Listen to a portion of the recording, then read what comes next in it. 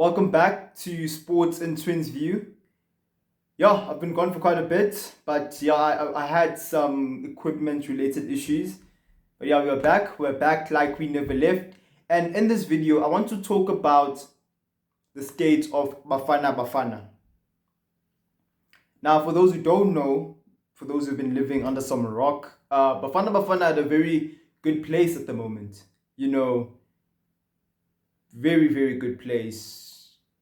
We recently this happened, I think a month or two ago, partnered with Adidas.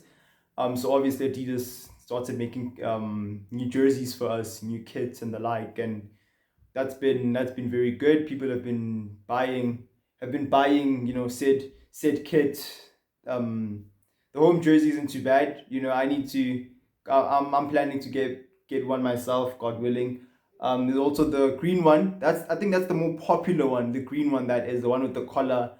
And in terms of the design, hey man, it's not the best. It's okay, but yeah, I wish you know they could have done more with the design, but it's not too bad. You can A person could make a fit out of that jersey. And the other thing is that we are participating in the FIFA World Cup. For those who don't know, right? FIFA World Cup, South Africa, that is, and we are playing against Mexico, the opening game.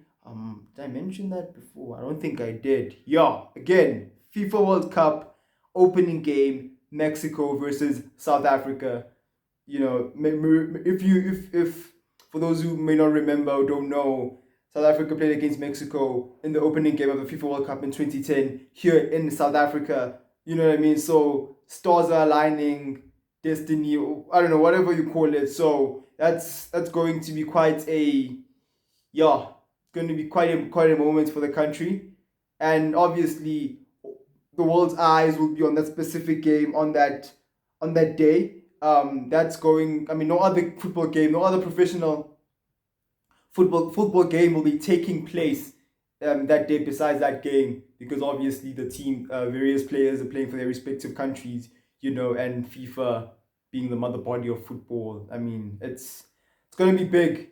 11th of June 2026. So save the date. Put it on your reminders or reminders, whatever the case is. Buy the jerseys. Support the team, guys. I think it's going to be one for the history books. And yeah, it's a beautiful moment for the country, beautiful moment for the national team, beautiful moment for a person such as myself, who is a football enthusiast, who's been following the team for the longest of times. And yeah, so in this video, I just want to maybe we talk maybe I want us to talk about how we got here. What events took place that led us to this moment. So having said all of that, stay tuned. Now, I want us to, yeah, so obviously you have to take a few steps back. Prior to the Bafana prior to the one we have now. Prior to the peak Bafana. Peak Bafana is Bafana 2022 to 2026. So 2022 to date, right? So that's peak. So we're gonna talk about prior to peak. You know what I mean? So that's literally 2010 to, I'd say, 2019, 2020. So that's what we're gonna be in this part of the video talking about. And yeah, let's get into that. And you see, at the time, that specific period of time, the boys we're not doing very well. Very poor performances, very inconsistent performances, very inconsistent results. Various coaches getting sacked, getting appointed, suffer themselves. The at a certain extent still are. The administration is just, it's a calamity. SAFA being the South African Football Association, the Football Federation, National Football Federation, for South Africa. It wasn't the one whatsoever. When we started 2010, when we had hosted the FIFA World Cup, And I think to date it is the biggest, sporting event we've ever hosted as a country. People still talk about this today globally, that it is the best, literally best FIFA tournament in history. This is what people say, and I think statistically speaking, you know, it that it statistically speaking that is the case as well. So yeah, but again, let's just 2010, all right? The guys, they hosted, so obviously they didn't need to qualify unlike the other teams. If you're the host nation, you don't need to qualify, you're automatically qualified, unlike the other teams that have to go through a process of qualification games and the like. So we didn't need to do that. We qualified automatically. That's, yeah, FIFA 2010, South Africa was there. Cool. Now, in that tournament, we didn't do well, to be honest. Relatively speaking, we didn't do well. We got eliminated in the group stages. We drew our first game, which was again against Mexico. That's the game, and France was also in the group we were in, and we won against France, which was a good result. But overall, we didn't do well because we got eliminated in the group stages. And I think in terms of record, we are the first and only team to have not made it out the group stages as a host nation. So very not a good performance in the 2010 World Cup, and we the World Cups after 2010, 2014 World Cup, we didn't qualify for the 24, or rather we failed to qualify for the 2014 World Cup. 2018 World Cup, we failed to qualify for that one as well. Poor performances, inconsistent results, and the AFCONs that were taking place, the African Nations Cup that was taking place, during that time as well. We are not doing well in those tournaments. You know what I mean? So we didn't even qualify for the 4 of the last 7 AFCON tournaments. We failed to qualify for those. And the ones we did qualify for, I'm just giving you some statistics here, just some numbers. So please just bear in mind, best performances were literally below average. 2013, we were the host for the AFCON. That is 2013. We got knocked out in the quarterfinals. 2015, got knocked out in the group stages. AFCON, I'm talking about the AFCON right now. 2019, got knocked out in the quarterfinals. So very inconsistent results in these global tournaments. I mean, some of these other global tournaments, World Cup, for an example, we didn't even qualify for them. And between the tournaments, the qualifications, the friendly matches as well, inconsistent results. It was very disheartening for fans, because obviously it's a national team, and the way they are playing, I mean, you wouldn't want anyone representing you that type of way. You know what I mean? And it's not as if we had bad players. It's just that every time those players got together, they were not producing, good fruit or whatever the case is. They were not playing. They were not well organized. They got different coaches. Those coaches couldn't really organize the pack. And again, it's not about the players and the league itself. South African league is the best league in the continent, thus it being one of the best leagues in the world. That's a fact. Search it up. So getting the best players from said league, getting players from other leagues around the world, respective leagues around the world, and putting them in one team on paper should be, good, but it just never worked out. And that was again disheartening for the various South African fans. And that resulted in inconsistency, in poor performances, poor results for a long time, and that, yeah, South Africa were in a very, very bad place at that moment. Laughing stock, I mean, yeah, it was very bad. Yeah, just to let you guys know. Until a man, specific individual named Hugo Bruce got appointed. This was in the 5th of May 2021, right? So, yeah, Hugo Bruce gets appointed after the sacking of a South African coach. And his appointment was quite controversial at the time. Because people were because people obviously he's a European, right? So we got in, and people there were certain various kibitzers, saying, okay, he's European. Why are you bringing him in? He's going to have a very Eurocentric ideology. He's not going to want to play the, I guess, South African based players. He's going to want to play the international based players. He doesn't understand our culture. He doesn't understand our style of play. Those types of things came into, those types of arguments were had, comments were had, and stuff like that. And in a sense, they were valid, but again, it is what it is. He did get appointed, and it's not just, I guess, the him being Europe parts. It's there were other candidates as well that were prior to him getting appointed. Other people were approached to become coaches, become a Bafana coach.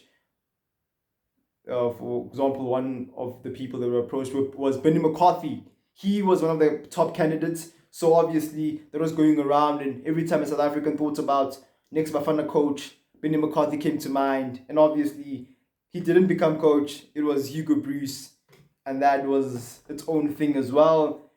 But yeah, he eventually was appointed. Again, I say this 5th of May 2021. And Hugo Bruce, at the time that he came in, was very... His personality as well, that was one of the controversial parts of it too. Because unlike other coaches that were hired before, he was more open. He was an open book. He would say whatever was on his mind. He would talk about a player in whichever way he wanted to talk about said player. He didn't really, I guess, hold anything back, So I think that's one of the reasons why he is perceived as a controversial figure, Hugo Bruce, that is. And one of the other things that was controversial about him was the team selection at the time, the early stages of his appointment. He was more he had said that he wanted more younger guys. He wanted to grow a younger team, you know what I mean?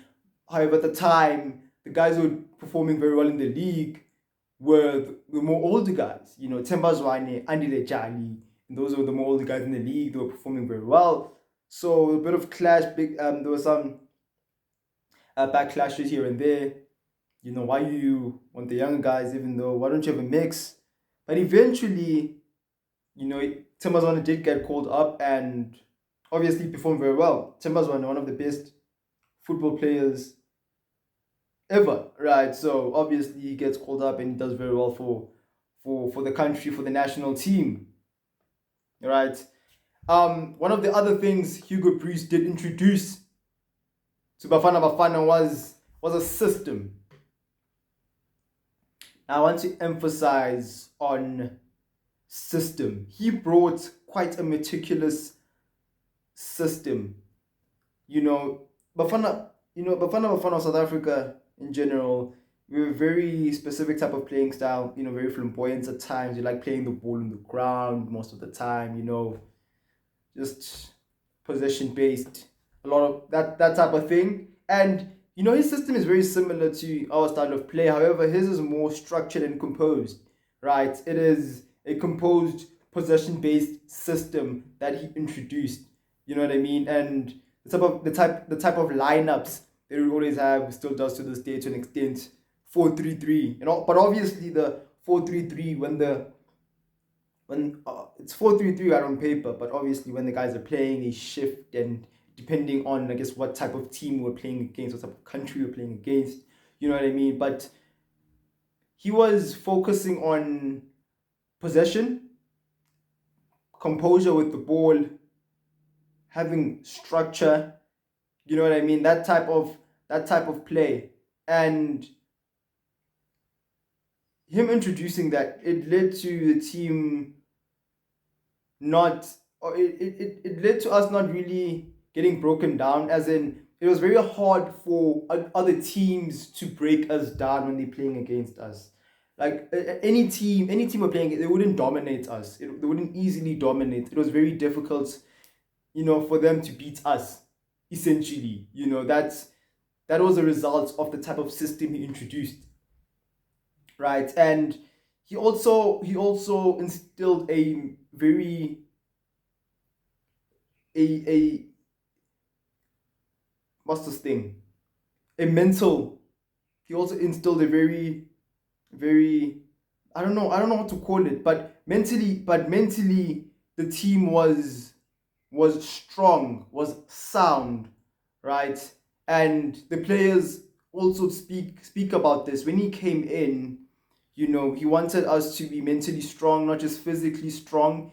He wanted us to, and they are, so to this day, he wanted us to have a type of uniformity in the team, camaraderie in the dressing room, and that's what is happening to this day.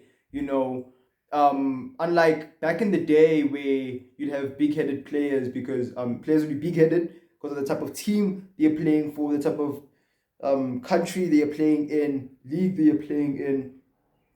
They would be big headed and they wouldn't necessarily listen to the coach or listen to the captain. When Hugo Bruce came in, that went out the window, right? He was like, yo, he was a strict guy, father type of figure, my way or the highway. And it was a highway for a bunch of players. You know what I mean? I think yeah, some of the players they got themselves checked out. I mean that they had to check themselves. They were not called up because of their attitude, and they had to change that. And obviously they got back in the team. So it wasn't really it wasn't just about the tactical growth or growing in the way you play the game, but it's also growing in how you act outside of the pitch, your attitude, and all of that resulted in a very dominant Bafana side. 2023-2024 Bafana, very good side. I mean, for me, that was one of the best. That was the best Bafana team I've ever seen play. And obviously, people are going to talk about prior 2005, 90s. I wasn't there, bro. So I'm only talking about the team I've experienced, in my lifetime. And 2023-2024 literally is the best team I've ever seen. Bafana team I've ever seen play. Their style of play was beautiful. The performances were bravura, bro. It was crazy. And very possession based. The midfield was honestly one of the best I've ever seen. And again, I say they wouldn't you couldn't easily break them down. It was about the system, it was about the structure and them keeping structure, bro. And they took their chances.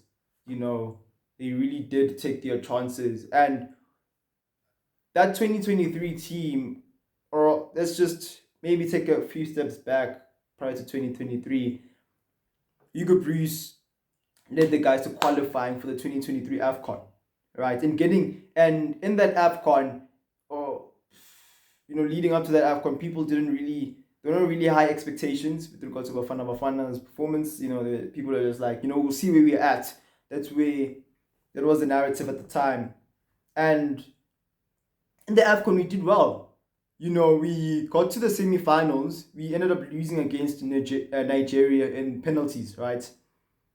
But in the 90, obviously, it was a quarterfinal in the knockout stage, so penalties come after the 90-minute game. So in the 90-minute game itself, Nigeria didn't dominate us. We were somewhat the better team, but eventually they did win. They deserved to win because obviously penalties they scored, we didn't.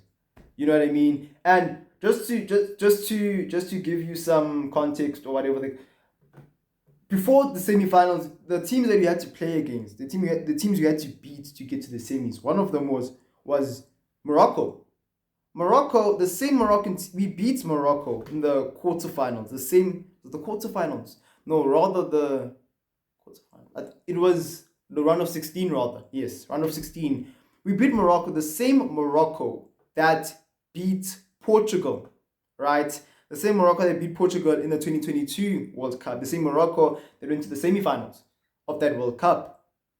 We beat them. The same Morocco that were the number one team in the continent at the time. I think right now it's Senegal.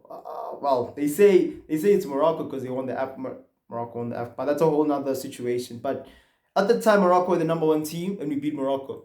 You know what I mean? One of the best team on the continent at the time, one of the best teams on the planet at the time, and we beat them. So what I'm trying to tell you, what I'm trying to say is that we were at a certain level. You couldn't, doesn't matter who we're playing against. You know what I mean? Very, we're a mean machine, very tough team. You know, and that led us to getting bronze in the AFCON, which was a very, very good result. You know what I mean? Don't let them tell you otherwise. Because again, we got into that tournament not really expecting much. So shout out to the boys for what they did. And again, back to Hugo Bruce. I mean, his record in general as of late 2025, 25 wins, 19 draws, and 6 losses in 50 matches. That is a good result for any national team coach. And in terms of home record, right, 24 unbeaten games at home. That is one of the better records globally, you know. So that's literally the type of that's a team Hugo Bruce composed, developed. You know what I mean? That was his, I guess, archetype. He was the architecture, or the architects of that team. You know, shout out to him and his technical team. I think Hellman is the assistant coach and the various the analytical guys. You know that he did very very well for the team, and the team was performing. They did, yeah. Shout out to the team, and obviously after 2023, 2024, we then get into 2025. Cool. 2025 is where we start getting into the World Cup qualifications for the 2026 World Cup. And we did very well in that. We were number one in our group. That's how we were able to qualify for the 2026 World Cup. And in the group we were in, the World Cup qualifier group that is, Nigeria were there as well. So we won up Nigeria. They were second. You know what I mean? And they were not able to qualify. Nigeria, that is. Mind you, we qualified having been deducted three points. They took 3 points away from us because we played an ineligible player, Tebogo Mokoena. That was a team manager's fault, but that happened. They took 3 points away from us, but we were still able to qualify. This speaks to the type of mentality we had, still have, the type of team we had, still have, that never say die. We're going to, you know, that's the type of mentality Hugo Bruce instilled in the team, and that's the type of team he eventually he developed. It's his boys, it's his baby. You know, shout out to Hugo Bruce. And we were able to again qualify for the World Cup. And obviously we had the AFCON 2025.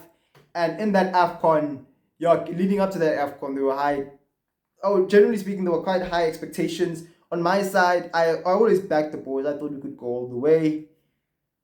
That didn't happen. We got eliminated in the round of 16 against Cameroon. Now, in that game, we got eliminated because players did not pull up their socks, to be honest. Hugo Bruce did all he could. That is my analysis of the game. The system, the lineup he had, the formation he had, his angle of the game, direction he wanted to take was very good. It's just that the players on the day did not put up their socks. They didn't take their chances. You know, Cameroon didn't dominate us in any way, shape, or form in that game. We could have won the game. We just didn't take our chances. Cameroon took their chances. That's why they won. Cameroon deserved to win that game. We deserved to lose because they took their chances and we didn't. It was 2-1 at the end, and you know, eliminated. It is what it is. Yeah, so it wasn't the best tournament, but you know, again, the team is still is one of the best at the moment, one of the better teams in the continent. And yeah, shout out to Hugo Bruce, shout out to the captain Ronan Williams, him being, yeah, Ronan Williams. I think, yeah, we need to talk about that guy. Back to, just before I continue to 2026, back to the 2023-2024 team that that team, bro. I am in awe. You know, Ronan Williams at the time was one of the best keepers on the planet.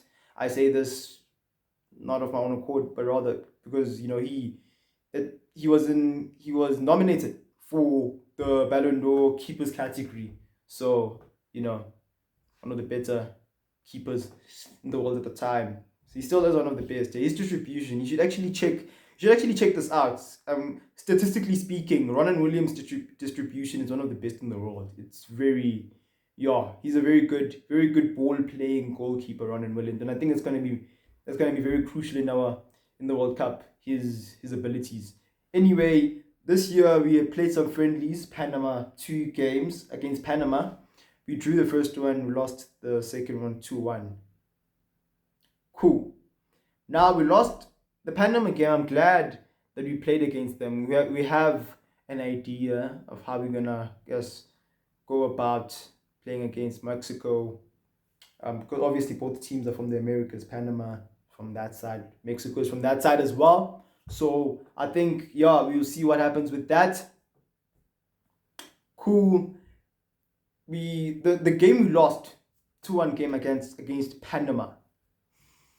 Yeah, it's an interesting one because again it goes back to not taking your chances. The boys didn't take their chances, that's why they lost.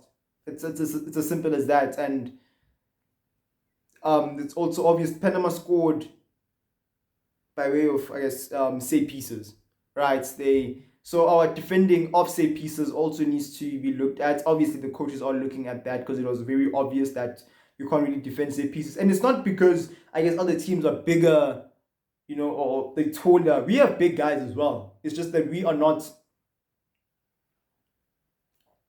defending very well. So the set pieces, that is, but overall defensively we are quite good.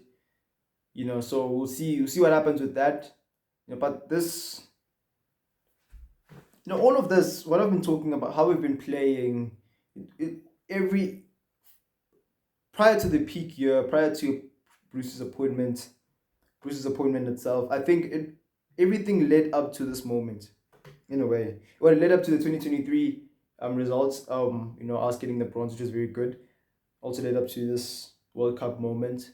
I think this has been training. This has been the boys were getting tested, for this tournament that's coming in June.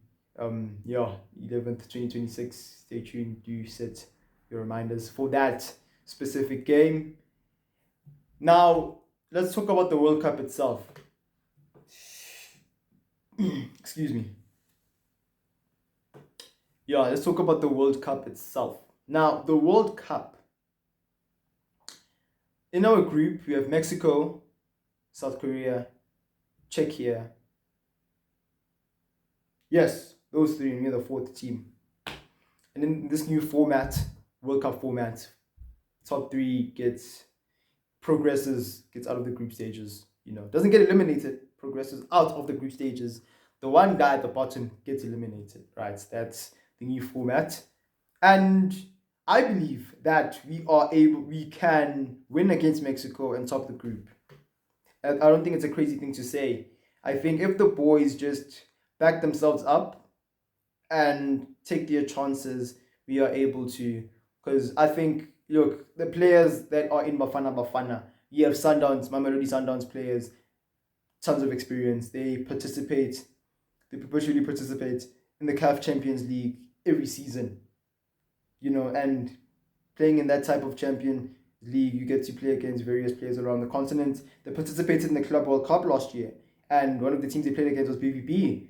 In that game, BVB didn't dominate Mamelodi Sundowns. Mamelodi Sundowns could have won that game. They just didn't because they didn't take their chances and they made mistakes.